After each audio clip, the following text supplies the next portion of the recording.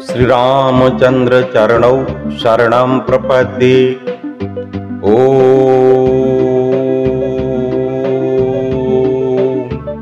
आंजनेयाय नमः। प्रिय बंधुओं, मेरे प्यारे प्यारे श्रोताओं, माताओं एवं बहनों, श्री रामचरितमानस जी को तो लगभग सभी लोग गाते हैं, पढ़ते हैं। आप सभी ने देखा होगा कि हमारे हनुमान जी महाराज जो हैं, वे श्री रामचरितमानस में जो भी उनके बारे में चरित्र चित्रण किया गया है, देखा जाए अगर ध्यान से तो हम पाते हैं कि वे निष्काम कर्मयोगी।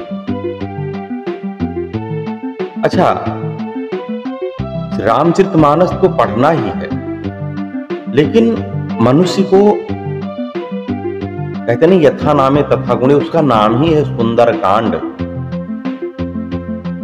यह मानव जीवन के लिए अत्यंत और मनुष्य के आध्यात्मिक उत्थान के लिए कलिकाल में भैया गंगा मंदाकिनी की तरह ही है। जरूर पढ़ना चाहिए, प्रतिदिन गाना चाहिए। वैसे तो ये हमारे मन की राक्षसी प्रवृत्तियों को मार देता है, परंतु विषयात्मक स्तर पर यह हनुमान की श्री राम भक्ति में समर्पित इच्छा शक्ति एवं पुरुषार्थ विजय की हृदय स्पर्शी एवं प्रेरणाप्रद शौर्य गाथा ही है। सुंदरकांड के नायक सिर्फ और सिर्फ श्री राम भक्त हनुमान हैं, जो सकल गुण निधान होने पर भी अभिमान शून्य निष्काम कर्म योगी एवं निष्काम श्री राम भक्त हैं। हनुमान जी की सफल लंका यात्रा की कथा मानव जाति के लिए गीता ज्ञान तथा व्यवहारिक जीवन कला दोनों के लिए प्रेरणा स्रोत है।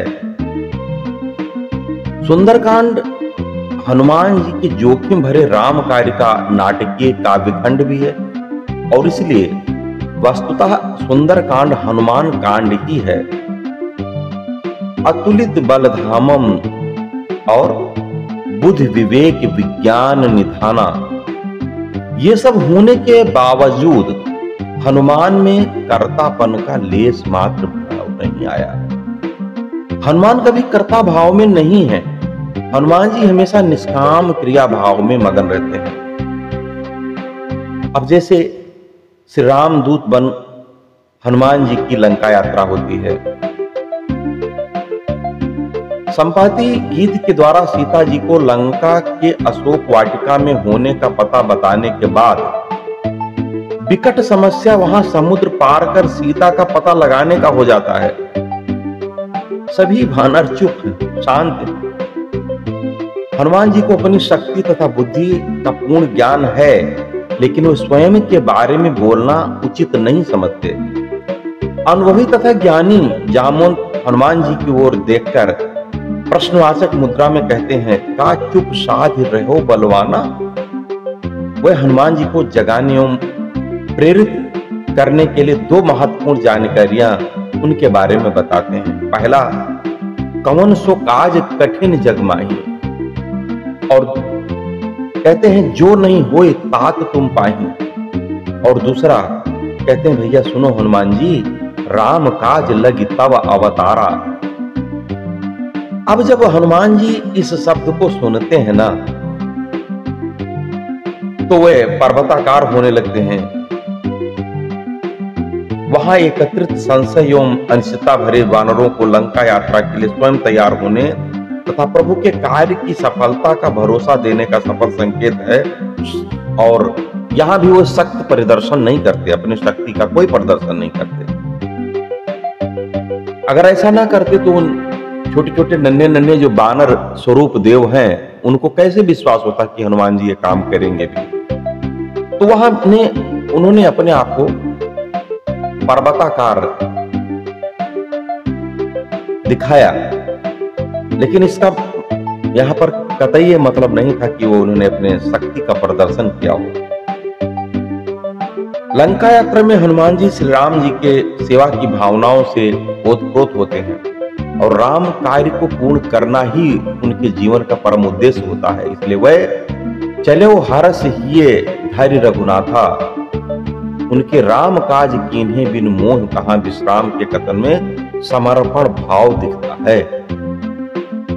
सुरसा जब हनुमान जी को अपना आहार समझकर रोकना चाहती है, वे कहते हैं राम काज कर फिर मैं आऊं, भरोसा देते हैं हे माता, उनको भी माता कहकर संबोधित करते हैं। कहते हैं मां, मैं भगवान श्री राम का काम करके आ जाऊं,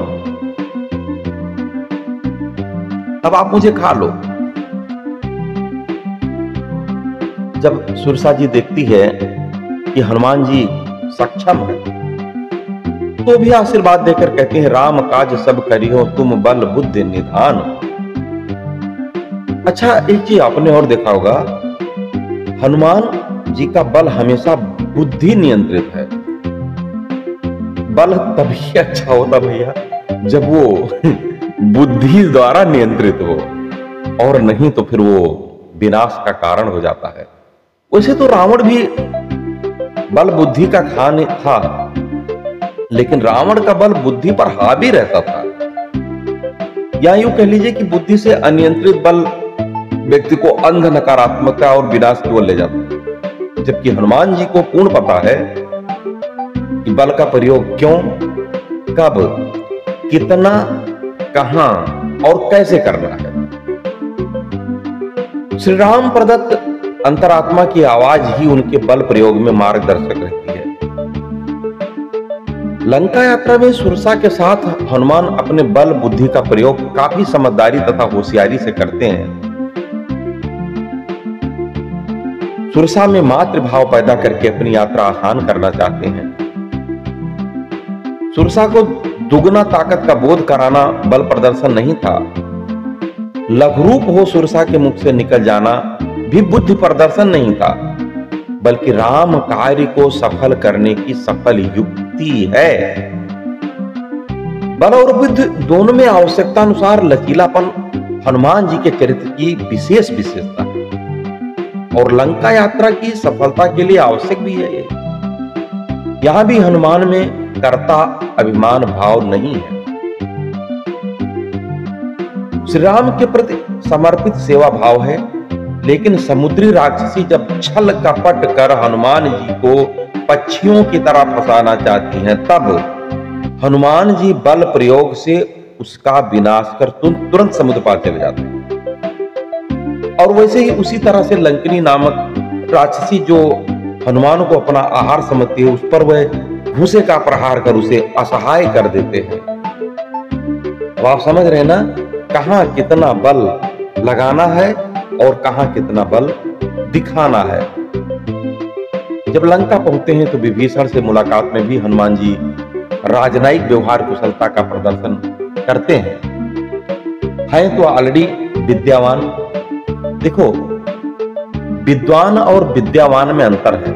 हनुमान जी विद्यावान है, यानी विद्या को देने वाले हैं। विद्वान होता है जो पढ़ लिख कर अपना अनुभव एकत्रित कर लेता है, ज्ञान एकत्रित, अध्यात्म को एकत्रित करता है। लेकिन ये सब देने वाले हैं, इसलिए हनुमान जी को विद्यावान कहा जाता है।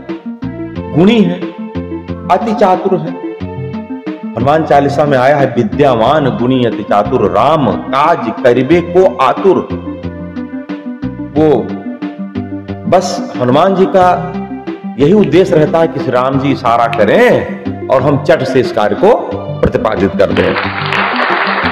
तो ऐसा होना चाहिए, इंसान को कभी भी ऐसा होना चाहिए। इससे सीख भी लेना है, हनुमान जी से इस बात की सीख लेना चाहिए। और हनुमान जी जो तुलसीदास जी ने हनुमान चालीसा लिखा है, वह एक एक शब्द मंत्र समान है और प्रबल मंत्र समान है भैया। थोड़ा पढ़ते तो रोज होंगे, हमें से सभी लोग हनुमान चालीसा रोज पढ़ते हैं, लेकिन कभी आपने उस पर शब्दों पर ध्यान आकर्षित किया है? आज करिएगा। अच्छा, ठीक है, हाँ बिल्कुल, आज करिए, करके देखिए। अब हनुमान जी विद्यावान है, गुणी है, चतुर नहीं अति चातुर है।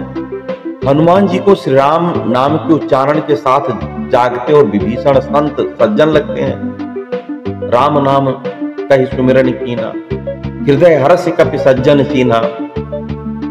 ब्राह्मण रूप में वो उनसे आत्मीयता से मिलते हैं, और किसी रूप में मिलते तो शंका भी हो सकती थी। लेकिन जो भगवान का जन होता है, भक्त जन होता है, वह राम नामियों से विरोध तो करता नहीं। तो अच्छा, ब्राह्मण भगवान को प्रिय है और भक्त जन ब्राह्मणों को काफी पसंद भी करते हैं। तो हनुमान जी ने सोचा कि यह उचित समय है कि मैं ब्राह्मण बन जाऊं। रूप बदलने में कोई बुराई नहीं है। देखिए, अगर हनुमान जी ने, लोग कहते हैं हनुमान जी ने अपना अस्तित्व छिपा लिया, झूठ बोला। ऐसे भी कुछ लोग कुतर्की हैं जो, भाई समाज में दो प्रकार के लोग हैं, कोई तर्क करेंगे, कोई कुतर्क करेंगे। तो कुतर्की लोग ऐसा कहते हैं कि हनुमान जी ने भी तो रूप बदल के मतलब धोखा किया, झूठ बोला। अरे नहीं, कहावत है ना, अब किसी को कोई इतनी बड़ी सजा होने वाली हो कि उसका प्राण संकट में है, तो दो शब्द अगर झूठ बोल करके उसको प्राण दान दिया जाए तो वो झूठ झूठ नहीं है। अब यहां तो पूरा काम ही श्री राम जी का है। अब इतने में उन्होंने कुछ गलत नहीं किया। शंकर स्वयं केसरी नंदन, भगवान शंकर हैं, श्री राम जी के भक्त हैं। और उधर श्री राम जी हनुमान जी यानी कि शंकर जी के भक्त हैं। कहना उचित ही होगा कि बिना शिव भक्ति के राम भक्त होना दुर्लभ है, और जिनके अंदर राम भक्ति है, शिव भगवान कलयुग के हनुमान सदा प्रसन्न रहते हैं भैया। तो अब यहां पर उन्होंने विभीषण के सामने अपना ब्राह्मण रूप में प्रकटीकरण कर दिया। विभीषण के लिए भी हनुमान श्री राम कृपा प्रदत्त संत है, विनम्रता तथा शालीनता की मूर्ति। हनुमान स्वयं को नीच, अस्तित्वहीन तथा ऐसा अधम बताते हैं जिसका सुबह में नाम लेने पर भोजन भी नसीब न हो। हालांकि यह उनका बड़प्पन है, वास्तविकता नहीं है। वास्तविकता तो कुछ और है। वो अपने आप को विभीषण से छोटा दिखाने के लिए ऐसी बात कहते हैं, और यही बात सुंदरकांड में तुलसीदास गोस्वामी श्री तुलसीदास जी महाराज ने कही है। तो भक्तों, आपको कभी ये नहीं मानना चाहिए कि हनुमान जी का मुंह देख लो तो भोजन नहीं मिलता। अरे नहीं नहीं नहीं, नहीं। वो कहते नहीं, कभी कभी जब आप लोग एक दूसरे से मिलते हैं तो आप उनका पैर छूते हैं, दौड़ कर वो आपका पैर, करे भैया आप बड़े होते आप बड़े। इसी बड़े बड़ों का चक्कर में हनुमान जी अपने आप को छोटा दिखाने के लिए नीच बताते हैं। विभीषण को भ्राता और जानकी को माता कहता। सीता खोज में विभीषण को भी बराबर की भागीदारी बनाना चाहते हैं। यहां हनुमान जी की वाणी में अपनापन के साथ सफल राजनयिकता भी है। अतः यह कहना उचित ही होगा कि हनुमान जी सफल राजनयिक भी हैं। अब सीता जी से मिलते हैं। अब देखिए, सीता जी के सम्मुख जब जाते हैं तो उनके सामने अपने आप को पुत्रवत रूप में प्रदर्शित करते हैं। यहां पर भी उनकी महानता है। अब अशोक वाटिका में अगर एक स्मरण करिए, जिस समय माता सीता की जो छाया सीता है, उनकी जो हालत थी श्री राम जी के लीला में, वो कितनी दयनीय थी। दुखी है, असहाय, बेचैन। ऐसी श्री सीता जी को देखकर हनुमान जी काफी विचलित हो जाते हैं। परम दुखी भा पवन सुत देख जानकी दीन। लेकिन हनुमान को समय और जगह का पूर्ण ज्ञान है, विद्यावान है, बल बुद्धि के निधान है, इसलिए वह धैर्य नहीं खोते। जब त्रिजटा चली जाती है और सीता अकेली हो जाती हैं, तब हनुमान जी श्री राम की अंगूठी गिरा देते हैं। अंगूठी को मायावी होने के सीता जी के संदेह पर हनुमान जी अशोक वृक्ष से नीचे उतरते हैं और श्री राम के सेवक के रूप में अपना परिचय देते हैं। सुनत ही सीता कर दुख भागा। आहा, यह हनुमान का प्रथम कार्य सीता में अपने को श्री राम दूत होने का विश्वास पैदा कराना। यदि विश्वास नहीं हुआ ना, तब तो भाई सारी कहानी कहना बेकार हो जाए। कपि के बचन सप्रेम सुन उपजा मन विश्वास, तो पहला काम तो उनका विश्वास ही दिलाना है।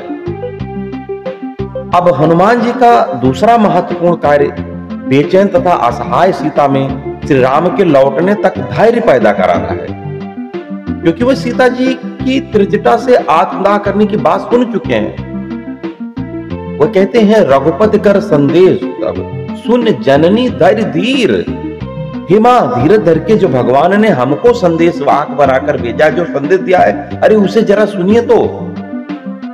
अब यहां हनुमान बहुत ही संवेदनाशीलता से और मनोवैज्ञानिक कुशलता से सीता को आश्वस्त करते हैं। मात कुशल प्रभु अनुज समेता, तौ दुख दुखी सुकृपा निकेता। और पुनः तुमते प्रेम राम के दूना, यानी श्री राम का दुख आपके दुख से दो गुना है। मतलब ये जितना आप यहाँ उनके वियोग में व्यथित हैं, दुखी हैं, इससे ज्यादा श्री राम जी आपके वियोग में दुखित हैं। और ऐसा करने पर सीता जी को पूर्ण रूपेण विश्वास हो जाता है। प्रभु संदेश सुनत वैदेही, मगन प्रेम तन सुध नहीं तेही। सीता के सामने हनुमान जी का उधराकार होना भी बल अथवा अहंकार प्रदर्शन नहीं है, क्योंकि सीता जी डरती हैं कि नन्हे मुन्ने से बानर हैं, अब ये आए हैं, चलो भाई अंगूठी लाकर दे दिए उसको तो ठीक, बंदर है उछल कूद कर कैसे आ गए, लंका पहुंच गए। किंतु इतने बड़े बड़े राक्षसों को ये कैसे सही करेंगे? उस पर कहते हैं माता जी मुझे भूख भी लगी है। तब इसलिए उन्होंने ये दिखाया कि मविया मैं तो बहुत छोटा हूं, मैं तो श्री राम जी का दूत हूं और मेरे इतना बड़ा मेरा शरीर है, जब चाहूं तब कर लूंगा। सीता जी को श्री राम द्वारा हनुमान जी के समान छोटे छोटे बानर के साथ लंका पर विजय पाने पर संदेह होता है। अब भाई ऐसे में इनको संदेह तो दूर करना ही है, तथा श्री राम की शक्ति पर भरोसा जगाने के लिए हनुमान जी सुमेर पर्वत के समान विशाल रूप ले लेते हैं। वह यह भी स्पष्ट करना नहीं बोलते कि बानरों में बल बुद्धि नहीं होती, पर श्री राम के प्रताप से छोटा सांप भी गरुड़ को खा जाता है।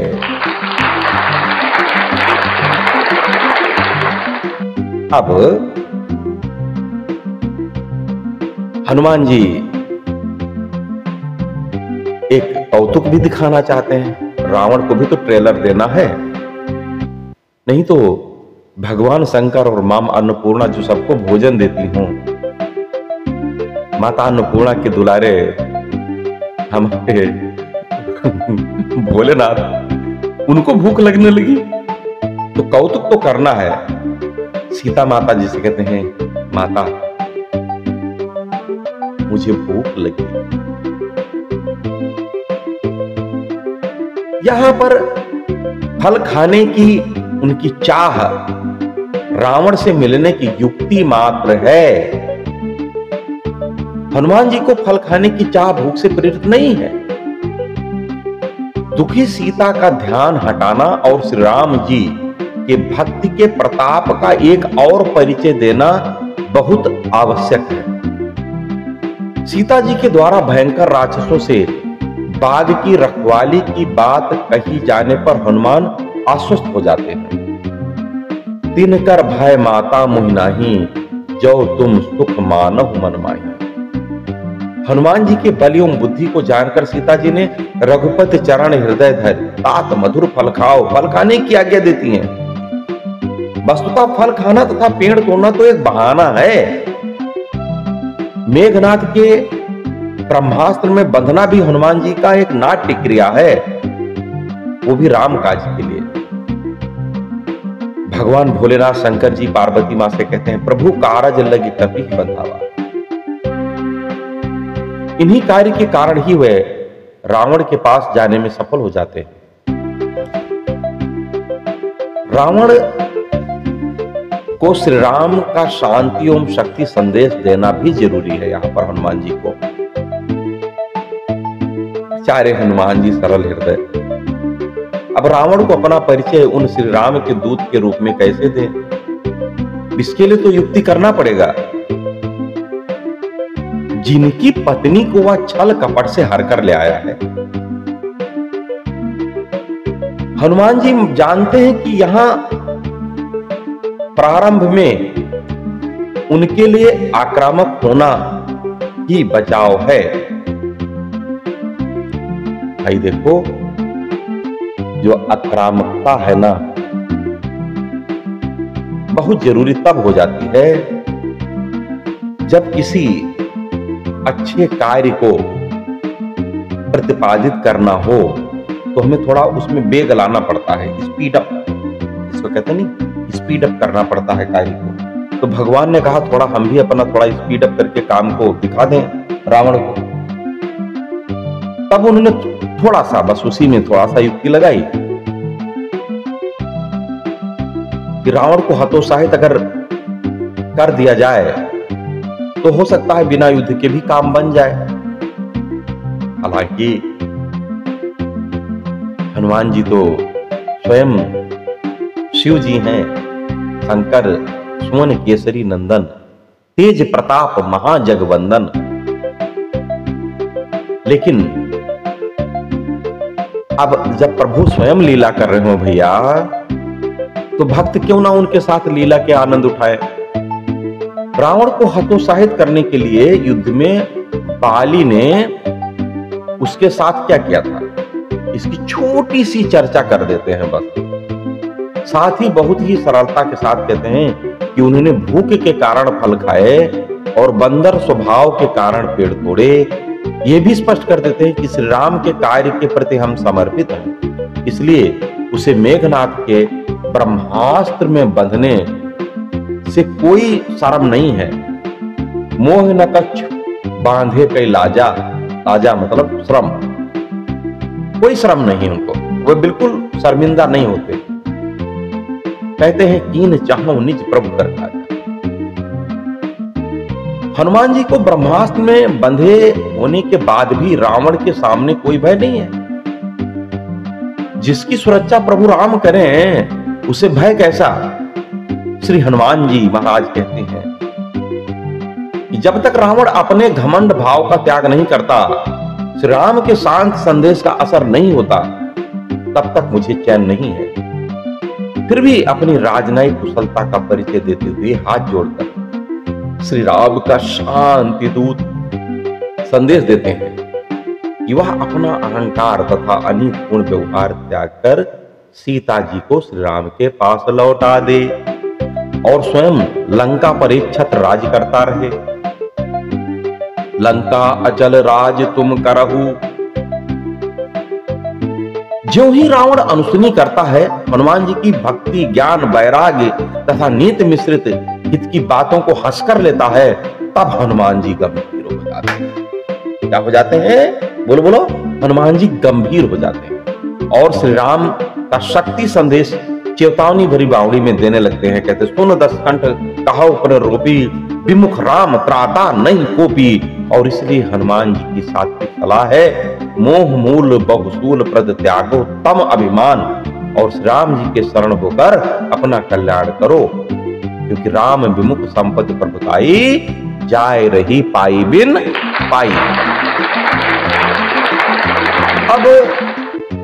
अब हनुमान को अपनी पूंछ में आग लगाने का रावण का निर्णय सुन प्रसन्नता होती है।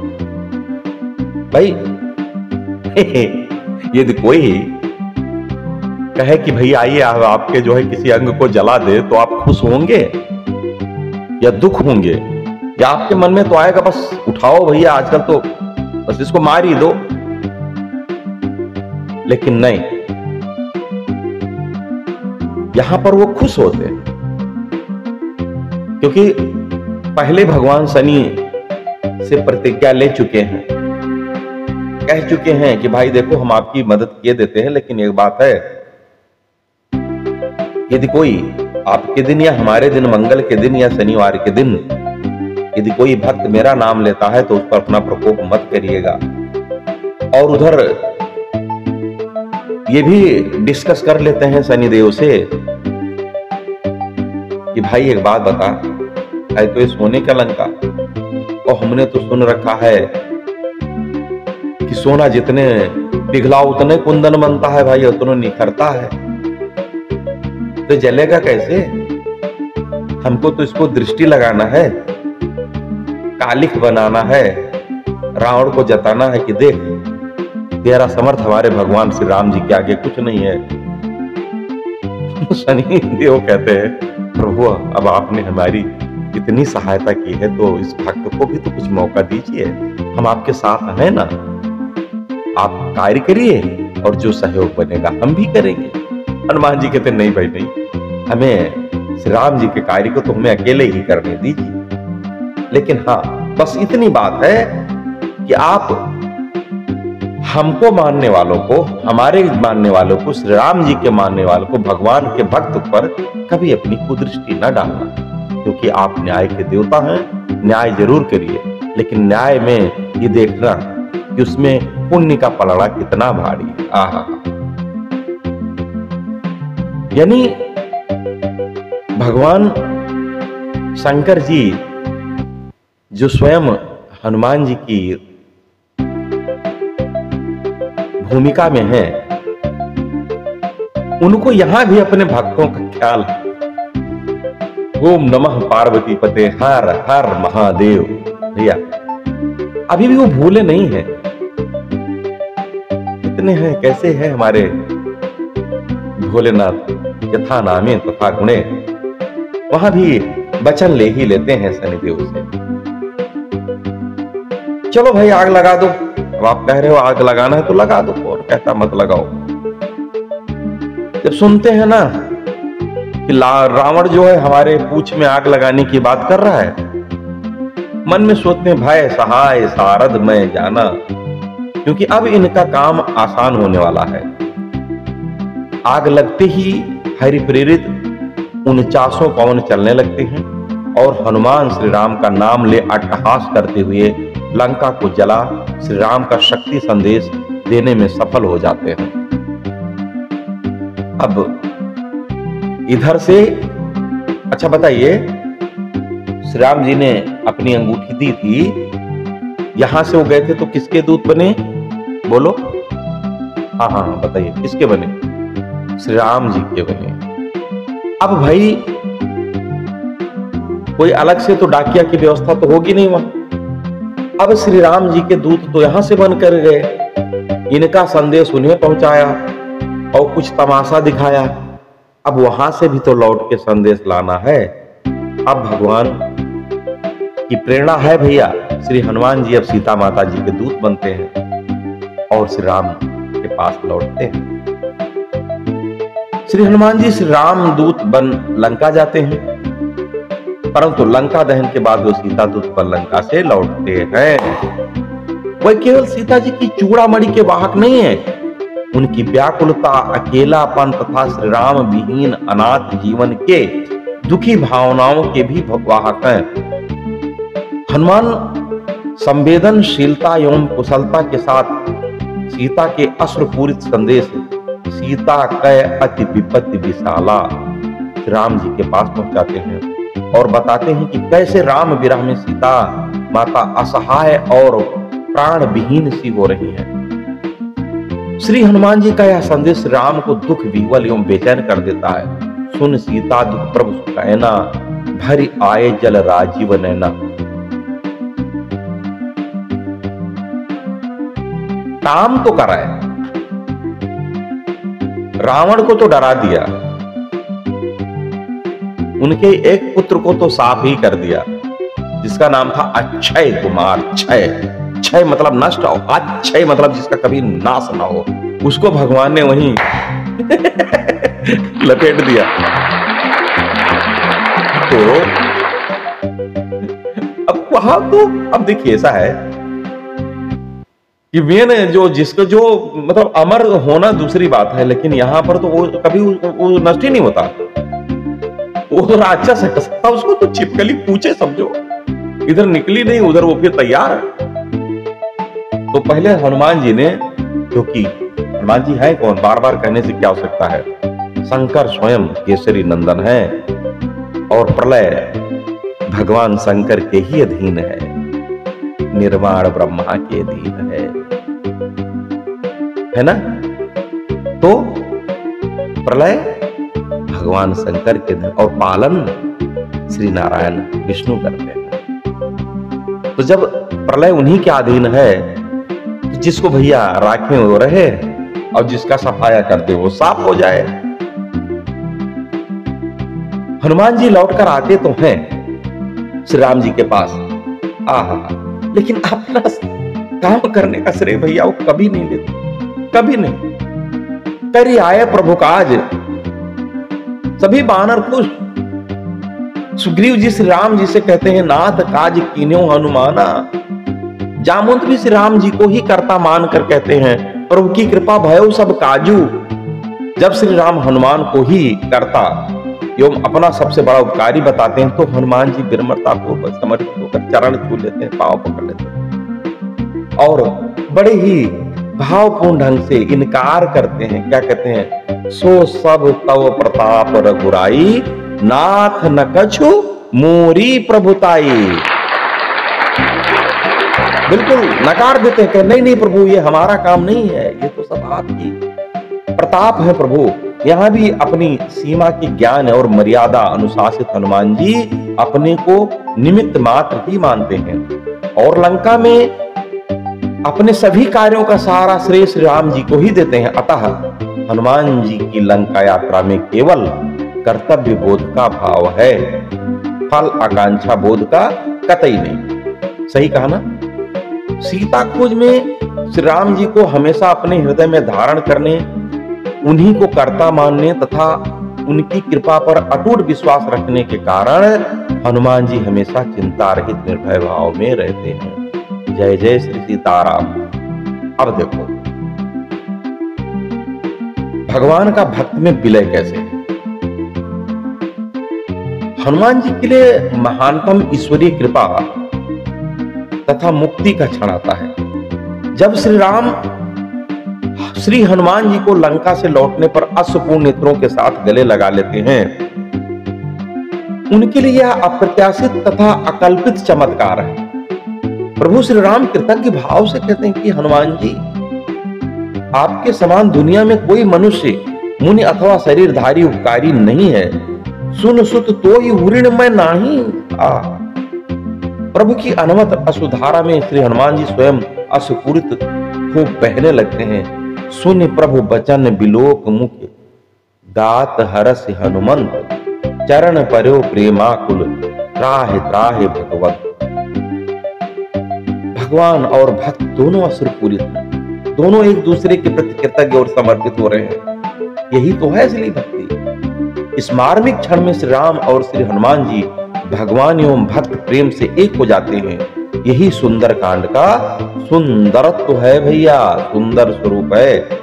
और मैं तो कहता हूं श्री रामचरितमानस पढ़ने की नहीं, मन में गढ़ने की कला है।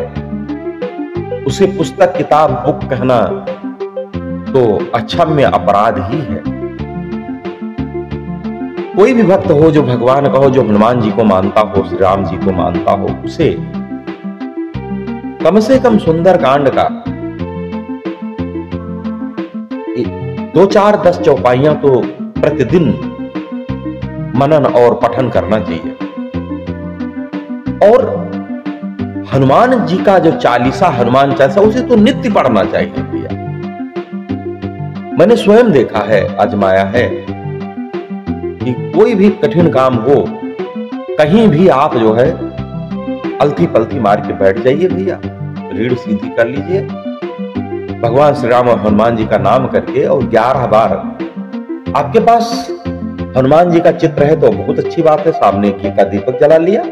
यदि नहीं है कोई बात नहीं, मानस पूजा कर लीजिए और हनुमान जी को ध्यान करके भैया हाथ जोड़कर 11 बार कहीं भी हो हनुमान चालीसा पढ़कर फिर जरा चमत्कार देखिए और देख करके कमेंट करिएगा, बताइएगा जरूर कि जो आपने कहा है वो सही है या गलत है। और इसलिए हम लोग को सुंदरकांड के हर शब्द पर अपनी ध्यान और हनुमान चालीसा पर ध्यान आकर्षित करके ही पढ़ना चाहिए।